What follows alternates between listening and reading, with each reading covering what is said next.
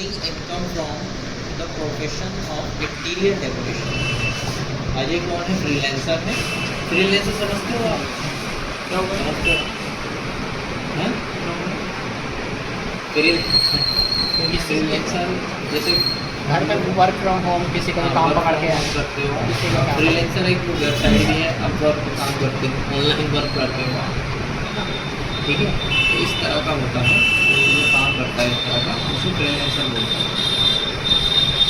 तो यहाँ पर ये इंटीरियर डेकोरेशन का काम है इनका, फ्रीलांसर का।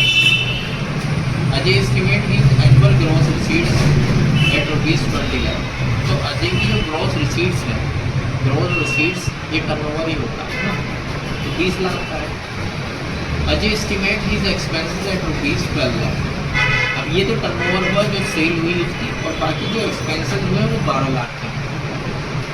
20 लाख का टर्नओवर करने के लिए उसे 12 लाख खर्च करना पड़ेगा। एक्सपेंस हो गया 12 लाख का। उसकी मोटी मोटी 8 लाख की इनकम आ रही है ना, लेकिन इसमें कुछ और चीज़ें हैं। Ajay has deposited ₹40,000 PPF account. PPF account में उसने 40,000 रुपये जमा करा रखे हैं, जो कि 80C में हमें बेनिफिट मिल जाएगा उसमें। Ajay has also paid 25,000 towards the LIC। LIC भी हम माइनस कर सकते हैं अपनी इनकम से। अच्छा, Ajay has paid ₹12,000 towards medical insurance premium. तो मेडिकल इंश्योरेंस प्रीमियम भी हम माइनस कर सकते हैं अपने टोटल इनकम से। Ajay has paid ₹12,000। अच्छा ये हो गया।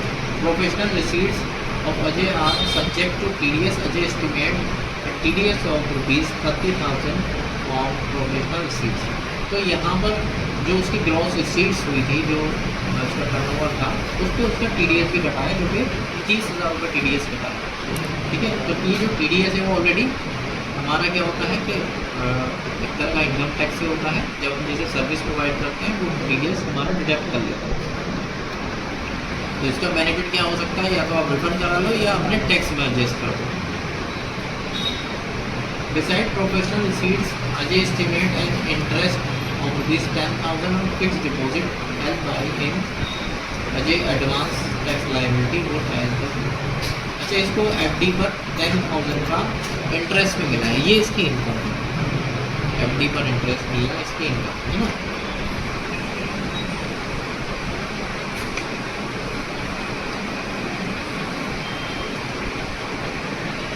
तो यहाँ पर क्या है? यहाँ पर सबसे पहले हम इसकी ग्रॉस रिसीट्स 20 लाख आ गई, एक्सपेंसेस 12 लाख आ गए, 8 लाख की इनकम निकल के आ गई। इसके अलावा इसने FD पर जो इंटरेस्ट मिला है वो 10,000 यहाँ जोड़ दिया है, तो 8,10,000 की इसकी ग्रॉस टोटल इनकम है।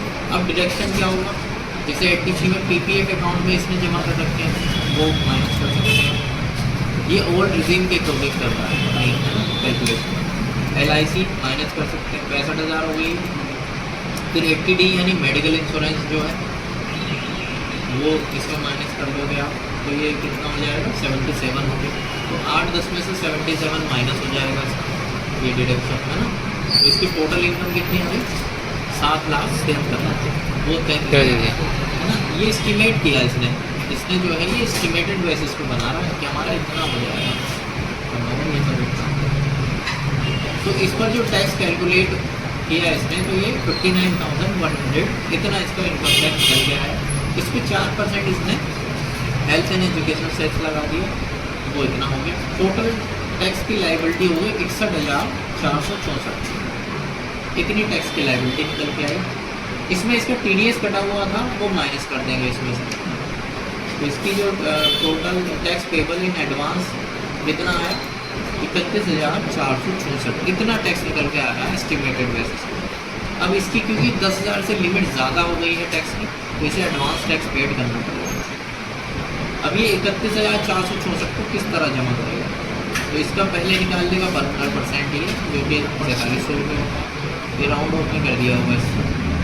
फिर उसके बाद 45%, तो 45% 14,100 रुपये होगा, जिसमें से इसने ये माइनस कर दिया 4794 से जमा करा दिया।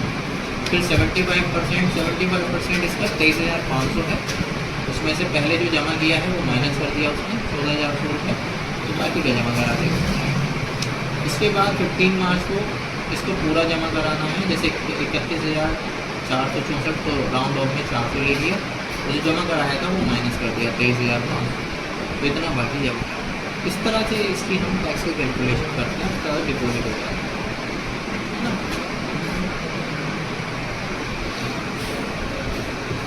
तो बस ये है।